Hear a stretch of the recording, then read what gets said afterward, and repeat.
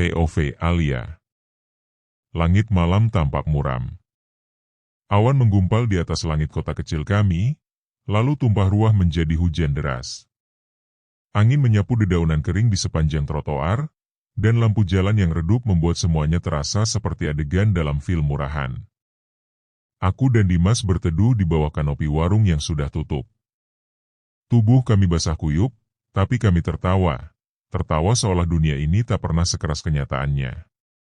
Kalau hujan terus gini, kita bakal nginep di sini deh, ucapku sambil memeluk tubuhku sendiri. Dingin mulai merambat ke tulang. Dimas merogoh kantong jaketnya, mengeluarkan bungkus gorengan yang tadi sempat kami beli. Masih hangat, dan dia menyodorkannya padaku. Yang penting kita berdua, katanya, tersenyum. Lapar bareng, basah bareng, mimpi juga bareng. Aku menatap wajahnya yang kurus, sedikit kusam karena seharian kerja di bengkel. Tapi matanya, mata itu selalu menyala. Penuh semangat. Penuh keyakinan. Seolah ia benar-benar percaya kalau suatu hari nanti, hidup kami akan berubah. Yakin banget bisa sukses? Tanyaku menggoda. Yakin. Asal kamu tetap di sini. Di sampingku, jawabnya cepat. Aku menggigit bibir, menahan senyum. Lalu hujan turun lebih deras, seolah mengunci kami dalam momen yang tak akan terulang. Kami sudah bersama 3 tahun. Dimas bukan orang pintar, tapi dia pekerja keras. Pagi bantu di bengkel, siang ngojek online, malam kadang bantu cuci piring di angkringan temanku. Tapi tak sekalipun aku mendengar dia mengeluh. Aku punya ide usaha, katanya suatu malam. Kayaknya bisnis sabun herbal bakal laku. Aku lihat trennya bagus, dan modalnya bisa pelan-pelan kita cicil. Aku mendengarnya dengan mata berbinar. Seminggu kemudian, aku bantu dia buat proposal. Aku yang koreksi ejaannya, aku yang desain logonya, aku yang bikin simulasi keuangan di Excel. Semua itu kulakukan bukan karena aku ingin jadi bagian dari usahanya, tapi karena aku ingin jadi bagian dari hidupnya. Kami tak punya apa-apa, kecuali impian. Dan aku yakin, ketika 2 orang punya mimpi yang sama dan mau berjalan beriringan, mereka akan sampai juga, entah berapa lama pun itu butuh waktu. Satu malam di bulan Juni, Dimas datang ke kontrakanku sambil terengah. Wajahnya merah, peluh bercucuran, tapi bibirnya terus tersenyum. Alia, serunya. Aku lolos. Proposalku diterima kampus bisnis. Aku dapat modal awal 5 juta dari mereka. Aku bangkit dari kasur butut, memeluknya tanpa ragu. Malam itu kami menangis. Bukan karena sedih. Tapi karena untuk pertama kalinya, dunia seolah memberi sedikit ruang untuk kami masuk. Hari-hari berikutnya dipenuhi dengan kerja keras. Aku masih kerja sebagai kasir di minimarket, tapi tiap malam bantu Dimas menyusun rencana bisnis. Dia mulai produksi sabun herbal kecil-kecilan, kirim-kirim ke teman-teman kampus bisnis, lalu pelan-pelan mulai dikenal. Aku bahkan bantu dia promosi di media sosial. Foto produk, testimoni, sampai ngirim ke influencer kecil-kecilan pakai uang kami sendiri. Kadang harus ngirit makan demi ongkir. Tapi aku tidak pernah mengeluh. Karena aku percaya, ini bukan sekadar bisnis Dimas. Ini impian kami. Dan seperti yang dia bilang malam itu, kami akan lapar bareng, jatuh bareng, dan nanti, berhasil bareng.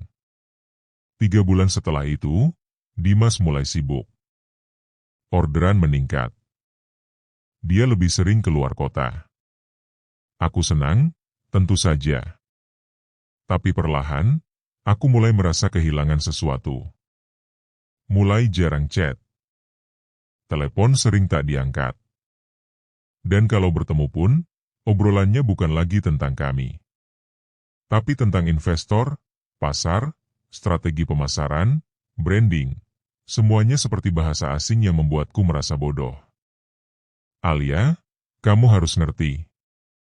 Aku harus fokus, katanya saat aku tanya kenapa kami makin jarang ngobrol. Aku hanya mengangguk, pura-pura paham. Padahal hatiku mulai terasa hampa. Dan malam itu, ketika aku kembali ke tempat kami dulu berteduh, kanopi warung yang kini sudah jadi ruko minimarket, aku berdiri sendiri. Hujan kembali turun. Tapi tak ada Dimas.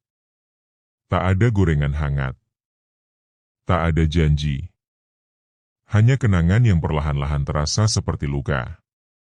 Dari jauh aku melihatnya kini. Pakai kemeja mahal, naik mobil bagus, berbicara di atas panggung seminar. Di sisinya, seorang perempuan cantik, cerdas, dan dari cara mereka bersikap, jelas bukan sekadar rekan bisnis. Aku tersenyum pahit. Aku tidak menyesal telah mencintai Dimas.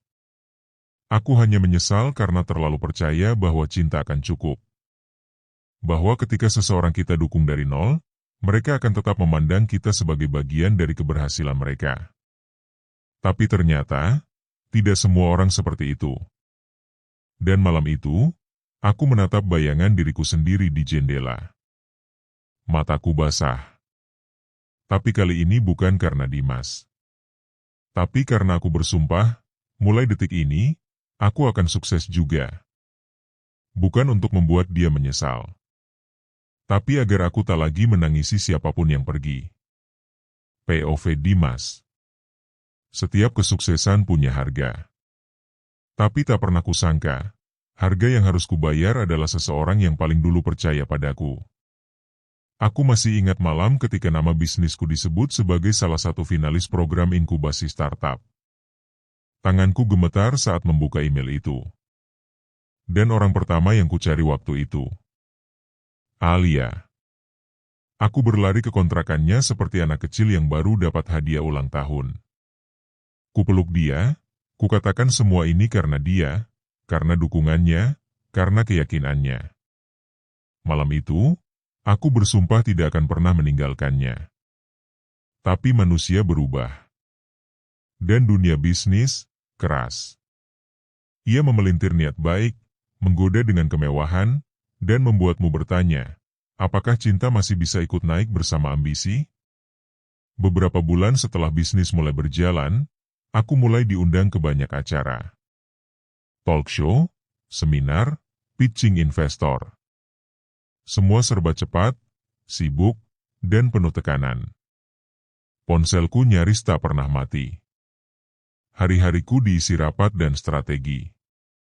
Aku mulai mengenal nama-nama besar. CEO, investor, pemilik perusahaan retail nasional. Mereka melihatku bukan lagi sebagai anak bengkel, tapi sebagai founder muda potensial. Dan di sanalah aku bertemu Clara. Clara adalah segalanya yang kupikir harus kumiliki agar bisnis ini melesat. Pintar, visioner, punya jaringan luas. Ia bukan cuma cantik, tapi punya otak yang tajam seperti pisau dapur Jepang. Kami bicara tentang model distribusi, rantai pasok, sistem ERP. Hal-hal yang Alia tak pernah pahami. Bukan salahnya. Tapi lambat laun, aku mulai merasa, ada jurang antara duniaku yang baru dan Alia yang tetap di tempat. Alia, kamu ngerti kan kenapa aku sibuk banget akhir-akhir ini? Kataku suatu malam lewat telepon. Ngerti. Tapi ngerti bukan berarti nggak ngerasa dilupain. Dim, jawabnya lirih. Aku terdiam. Dalam hati aku tahu dia benar. Tapi egoku tak mau mengakuinya. Aku merasa berutang padanya, iya. Tapi kadang, utang itu berubah jadi beban. Bukan karena dia salah. Tapi karena aku mulai berpikir, mungkin aku bisa lebih tinggi, jika aku tak lagi diikat masa lalu. Hubunganku dengan Clara semakin dekat. Awalnya hanya bisnis. Tapi dari obrolan larut malam hingga rapat tertutup, dari berbagi ide jadi berbagi tawa, lalu perlahan, berbagi rasa. Clara berbeda dengan Alia. Ia tak protes saat aku sibuk. Ia paham tekanan pasar. Ia tahu pentingnya presentasi. Ia bagian dari dunia yang kini kupijak. Tapi kenapa? Kenapa saat aku bersama Clara, aku tetap merasa ada ruang kosong? Mungkin karena cara Alia memandangku tak pernah penuh perhitungan. Mungkin karena ketika dunia belum kenal siapa Dimas, dia sudah tepuk tangan lebih dulu. Tapi semua sudah telanjur. Hari itu, aku melihat story Instagram Alia. Dia duduk di sebuah warung kecil, bersama anak-anak perempuan muda. Ada banner pelatihan UMKM di belakangnya. Tangannya kotor karena adonan, tapi matanya bersinar. Sama seperti dulu. Aku buka kelas buat ibu-ibu dan remaja putri di kampung. Biar mereka bisa usaha kecil-kecilan juga, tulisnya di caption. Aku membaca itu berkali-kali. Dan entah kenapa, dada ini terasa sesak. Di dunia yang kujalani sekarang, semua serba cepat dan dingin. Orang berteman karena saling untung. Cinta pun dipermainkan dengan status dan pencapaian. Tapi Alia, ia tetap menjadi dirinya yang dulu. Yang tulus. Yang bertahan. Yang tak butuh sorotan. Dan aku, bodoh sekali, telah memilih pergi darinya. Suatu malam aku pulang dari pertemuan dengan calon investor. Di parkiran hotel, Clara menatapku sambil menyandarkan diri ke mobil. "Kamu kenapa akhir-akhir ini kelihatan ragu?" tanyanya. "Aku cuma capek," jawabku singkat. Clara menatapku, lalu berkata datar, "Kalau kamu masih terbebani dengan masa lalu, kamu gak akan bisa naik lebih tinggi, Dim." Malam itu, aku sadar. Clara dan dunia yang kini kupilih tak pernah benar-benar mengerti siapa aku sebelumnya. Mereka hanya mengenal Dimas sang founder. Bukan Dimas yang gagal, yang jatuh, yang kelaparan, yang pernah bermimpi di bawah hujan bersama gadis sederhana. Aku merindukan Alia. Tapi aku tahu, aku bukan lagi bagian dari dunianya. Dan mungkin, aku tak lagi pantas mengetuk pintu hatinya. Aku berdiri di depan cermin. Setelan jas rapih. Jam tangan mahal. Sepatu mengkilap. Tapi kenapa? Bayangan yang kulihat tak lagi aku kenal? Mungkin karena aku telah kehilangan seseorang yang membuatku percaya pada diriku sendiri, bahkan saat aku tak punya apa-apa. Alia. Mimpi ini kita bangun bersama. Tapi aku, meninggalkanmu begitu saja saat tangga sudah tinggi. Dan kini, entah kenapa aku merasa, tangga itu tidak mengarah ke tempat yang benar. POV Alia. Aku menatap layar ponsel yang memantulkan wajahku di layar gelapnya. Dimas belum juga membalas pesanku. Sudah 3 hari. Sebelumnya, dia tak pernah seperti ini. Bahkan saat dia sibuk antar pesanan sabun pakai motor tuanya yang mogok-mogokan, dia selalu sempat bertanya, "Kamu udah makan?" Tapi sekarang bahkan untuk sekadar membalas, "Iya, nanti aku kabarin," pun tidak ada. Aku tahu, ini bukan lagi tentang waktu. Ini soal prioritas. Dan perlahan-lahan, aku tak lagi berada di daftar itu. "Alia, kamu masih mikirin dia?" tanya Rini, rekan kerjaku di minimarket, saat melihatku termenung di ruang ganti. Aku mengangguk pelan. Tak bisa berbohong. Rasa ini masih mengendap seperti kopi dingin yang tak pernah diaduk. "Kalau kamu terus nunggu dia sadar, kamu yang bakal terus ketinggalan," katanya sambil menepuk bahuku. "Kamu harus jalan. Buat dirimu sendiri." Kata-kata Rini menamparku.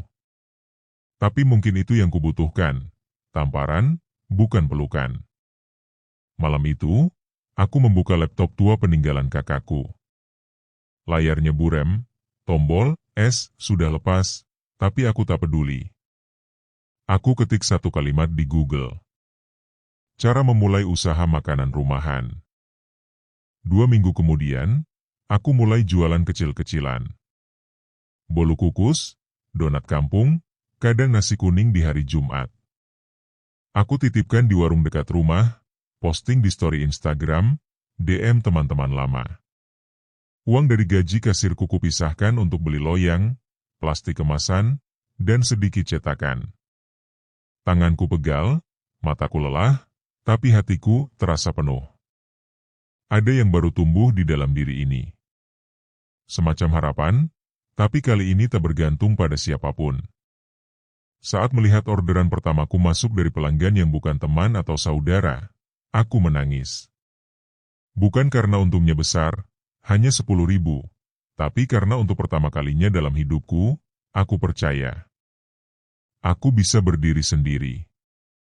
Suatu malam, aku tak sengaja melihat unggahan akun bisnis besar di Jakarta. Ada foto Dimas, berdiri di samping seorang perempuan yang jelas bukan aku. Namanya Clara. CEO startup teknologi. Mereka kolaborasi. Di foto itu, Dimas terlihat bahagia. Nyaman. Bahkan mungkin bangga. Kupelototi foto itu cukup lama. Bukan karena cemburu. Tapi karena ada yang lebih sakit dari dikhianati, dilupakan. Aku tak mengirim pesan apapun. Tak menelepon. Tak marah. Tak mengemis. Malam itu aku hanya menatap langit dari atap rumah kontrakanku. Dingin. Sepi. Tapi aku tersenyum. Karena aku tahu, jika aku terus menengok ke belakang, aku tak akan pernah bisa berjalan ke depan. Hari demi hari, aku belajar. Dari video YouTube, dari e-book gratis, dari kegagalan. Pernah daganganku basi. Pernah kena tipu kemasan. Pernah pembeli cancel sepihak. Tapi aku bertahan. Lalu suatu hari, ada ibu-ibu kompleks yang minta diajarin bikin donat. Katanya, suaminya baru di PHK dan mereka butuh tambahan penghasilan. Aku ajari. Gratis. Kami tertawa bareng, masak bareng, gagal bareng. Seperti dulu aku dan Dimas bermimpi bareng. Dan dari sana, sesuatu mulai tumbuh. Aku bukan cuma jualan. Aku jadi mentor kecil-kecilan. Anak-anak muda di kampungku mulai ikut. Mereka semangat. Dan semangat itu menular padaku. Untuk pertama kalinya sejak ditinggal Dimas, aku merasa hidupku berarti bagi orang lain. Bukan karena status pacar, tapi karena aku bisa membuat perbedaan. Satu malam, saat aku sedang menempel stiker label di plastik kemasan, ponselku bergetar. Nama itu muncul. Dimas. Tanganku berhenti. Kupandangi layar itu lama. Ada perasaan ingin tahu, ada juga amarah yang kupendam selama berbulan-bulan. Tapi aku tak mengangkat. Karena aku tahu, aku bukan lagi Alia yang sama. Aku tak ingin jawaban. Tak butuh penjelasan. Aku hanya ingin melangkah. Ke depan. Sendiri. Tapi tak lagi kesepian. Kini aku berdiri di ruang komunitas, di depan 30 perempuan dari berbagai latar belakang. Ada yang janda, ada remaja putus sekolah, ada ibu rumah tangga yang ingin bangkit. Dan saat mereka memandangku, aku tahu, luka yang pernah kubawa, kini jadi jalan bagi orang lain untuk sembuh. Aku tak lagi marah pada Dimas. Karena kalau bukan karena kepergiannya, aku mungkin tak pernah tahu betapa kuatnya aku. Cinta bisa hilang. Tapi harga diri harus tetap dijaga. Aku menatap wajah-wajah penuh harapan itu, lalu berkata, kalau kita pernah disakiti, jangan biarkan luka itu membuat kita berhenti. Jadikan itu batu loncatan. Karena kalian semua pantas untuk sukses. Dan di balik tepuk tangan mereka, aku tahu. Aku tak lagi menunggu seseorang yang pergi. Aku sedang membangun diriku sendiri. POV Dimas. Namaku kini sering disebut-sebut di media bisnis lokal. Founder muda yang menginspirasi, begitu kata sebuah artikel. Wajahku pernah muncul di TV lokal, membahas strategi ekspansi dan inovasi digital. Mobilku bukan lagi motor pinjaman. Aku bahkan sudah diundang makan malam oleh para komisaris perusahaan besar. Tapi mengapa? Setiap kali semua itu selesai, yang kutemukan hanyalah keheningan. Dan dalam keheningan itulah, nama Alia sering datang. Pelan. Diam. Tapi menikam. Aku berdiri di beranda apartemenku. Lampu kota berpendar seperti bintang-bintang palsu. Clara sedang di luar kota, presentasi proyek. Aku sendirian, menatap kopi yang tak lagi hangat. Kupikir, hidup seperti ini yang dulu kuimpikan. Tapi ternyata, semua hanya terasa penuh, tidak pernah utuh. Karena setiap keberhasilan yang kuraih, selalu kutanya dalam hati. Kalau Alia yang lihat ini, dia akan bangga. Tapi aku tak tahu lagi jawabannya. Karena aku tak tahu di mana dia. Aku tak tahu apakah dia masih memikirkan aku. Atau mungkin, dia sudah benar-benar selesai. Satu malam aku tak sengaja melihat sebuah video singkat di TikTok. Seorang wanita muda berdiri di tengah aula kecil, dikelilingi ibu-ibu dan remaja putri. Wajahnya cerah, caranya bicara penuh semangat. Dan jantungku berhenti sejenak saat ku sadari, itu Alia. Dia tampak berbeda. Lebih dewasa. Lebih tenang. Tapi tatapan matanya masih sama, penuh keyakinan, seperti dulu saat dia menatapku di bawah hujan. Judul videonya, Alia, dari kasir minimarket ke pelatih UMKM perempuan. Aku menatap layar ponselku seperti orang bodoh. Berkali-kali menonton ulang. Mendengarkan suaranya yang dulu begitu akrab. Aku memulai semuanya dari dapur kontrakan. Awalnya cuma jual bolu kukus dan nasi kuning. Tapi dari situ aku belajar bahwa kita nggak perlu nunggu diselamatkan. Kadang, kita hanya perlu percaya diri kita sendiri yang bisa menyelamatkan. Kata-katanya menusukku lebih dalam daripada kemarahan manapun. Karena, aku yang dulu selalu mengatakan hal itu padanya. Tapi saat dia benar-benar jatuh, aku justru yang pergi. Kenapa kamu bengong? Suara Clara membuyarkan lamunanku malam itu. Aku menggeleng. Gak. Cuma mikir soal ekspansi cabang baru. Clara tersenyum, lalu melanjutkan makan malamnya. Tapi aku tahu, tak ada rasa di mulutku. Yang kutelan hanya kepahitan yang semakin hari makin pekat. Di sisi Clara, aku dihargai karena pencapaianku. Tapi di sisi Alia dulu, aku dihargai karena siapa aku, bukan apa yang kupunya. Dan sekarang, saat semua sudah berubah, aku baru sadar. Cinta yang tumbuh bersama luka, lebih kuat daripada cinta yang datang saat semua serba mudah. Aku pernah berpikir bisa menunda-nunda untuk minta maaf. Bahwa suatu hari, ketika aku sudah lebih siap, aku akan bicara pada Alia. Tapi waktu bukan teman bagi mereka yang kehilangan kesempatan. Dan kini aku sadar, bukan soal siapa yang berhasil lebih dulu. Tapi siapa yang tetap ada, ketika semuanya belum ada. Aku mencoba kirim pesan padanya. Alia, aku tahu aku sudah salah. Tapi aku cuma mau bilang, aku bangga padamu. Tapi setelah lama ku tatap tulisan itu, aku hapus. Karena aku tahu, mungkin dia tak perlu lagi dengar semua itu dariku. Dia sudah berjalan terlalu jauh. Terlalu kuat. Dan aku, hanya orang yang tertinggal di belakang.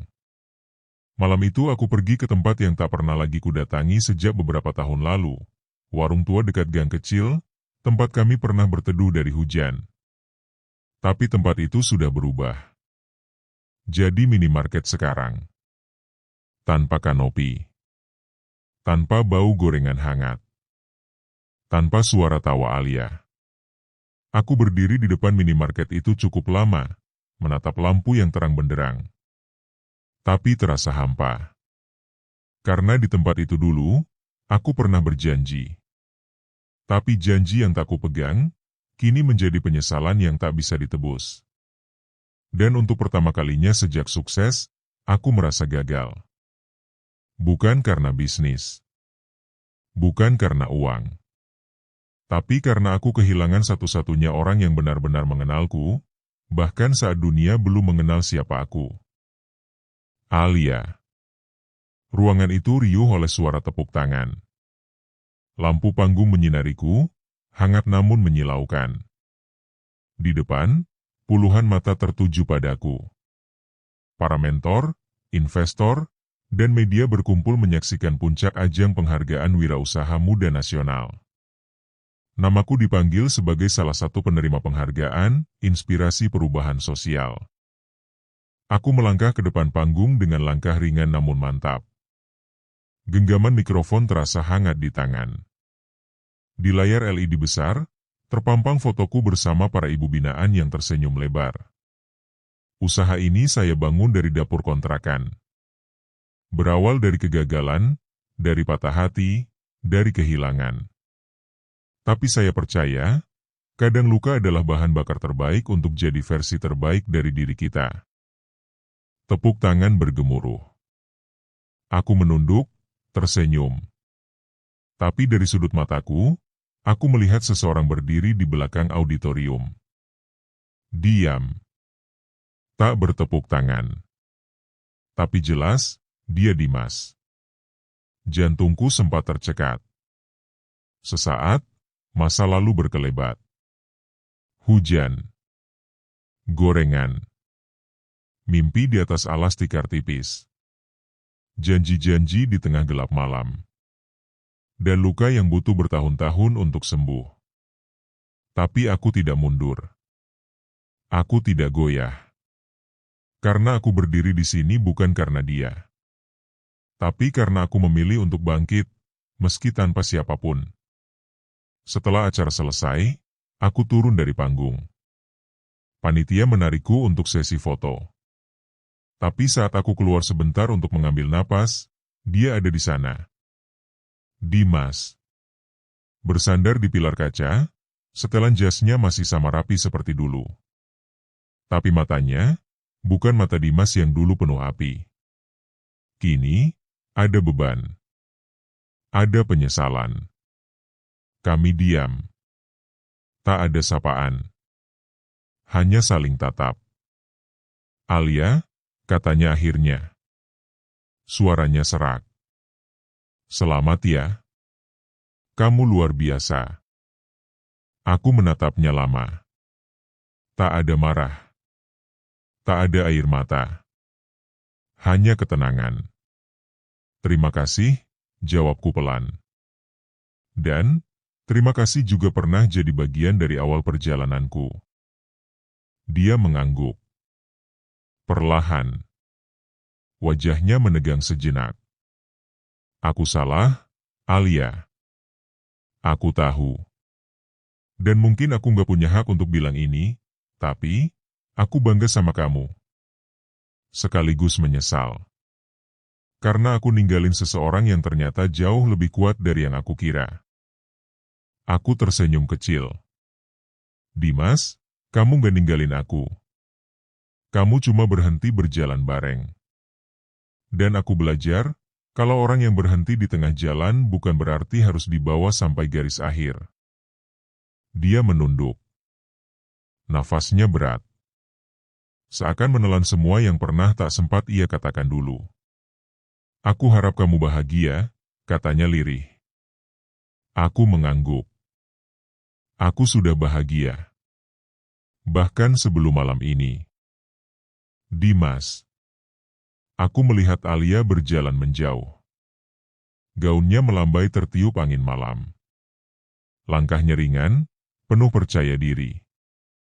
Dan untuk pertama kalinya, aku melihat dia sebagai sosok yang utuh. Bukan lagi bayangan masa lalu.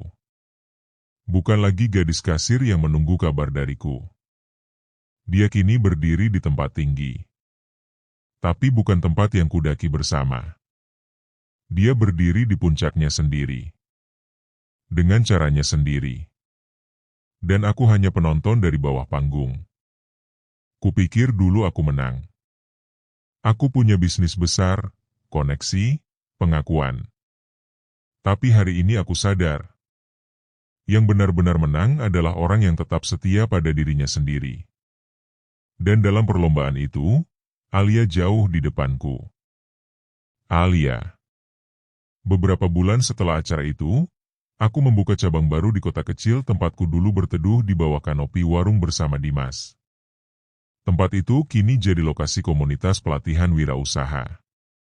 Setiap kali aku berdiri di depan ibu-ibu dan remaja putri, aku tak pernah lupa siapa yang dulu pertama kali memanggilku pintar. Dimas mungkin sudah tak ada di hidupku, tapi aku tidak menyesal pernah bersamanya. Karena dari dia, aku belajar membangun. Dan dari kepergiannya, aku belajar berdiri. Kini, saat hujan turun, aku tak lagi mengingat luka. Aku mengingat bagaimana aku pernah berjanji pada diriku sendiri. Alia, kamu juga bisa sukses. Dan kamu akan sampai. Dan nyatanya, aku sudah sampai. Penutup. Dalam kisah cinta dan ambisi, tak semua yang memulai bersama akan sampai bersama. Tapi itu bukan kegagalan. Itu adalah perjalanan. Yang penting bukan siapa yang kita genggam, tapi siapa yang kita temukan saat kita mulai menggenggam diri kita sendiri. Dan bagi Alia, ia telah menemukannya. Dirinya sendiri. Tamat.